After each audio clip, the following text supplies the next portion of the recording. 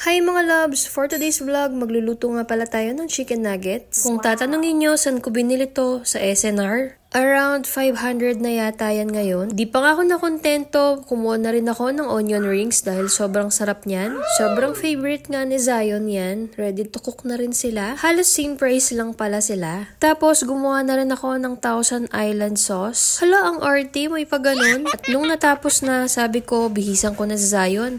Kaso pagkakita ko, ayan, knockout siya. Niready ko na nga muna pala yung mga dadalhin namin. Kasi pag ginising ko agad yan, grabe magbubuisit yan. Tapos bumili na nga rin pala kami ng donut kahapon. Habang hinihintay yung kapatid ko, syempre hindi mawawala yung picture. Pero ang hinihintay niyan, yan, ice cream. Hinintay muna namin lumubog yung araw dahil sobrang init. Tapos sabi ko kay Zion, hintayin niya muna ako at hahanapin ko yung puntod ng lola niya. Nakakalito nga dito at buti na lang hindi ako naligaw. Sa dami ba naman ng mga nakalibing dito? At hayan, malapit na ako. In 3, 2, 1.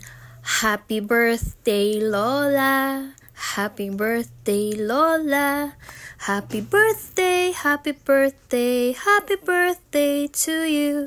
After nyan, inaya ko na rin si Zion. Alam nyo ba, nung una, akala niya may pupuntahan kami na birthday party. Tapos, in-explain ko sa kanya at naintindihan naman niya. Ang sabi niya, love pa rin daw niya ang lola niya kahit di niya nakita. Sabi ko nga kay lola, magparandam siya kahit konti lang. At nung pauwi na kami, tignan nyo naman yung kandila. Bigla na lang namatay nang wala naman hangin. Sobrang miss ka na namin. Happy birthday, Lola. I love you.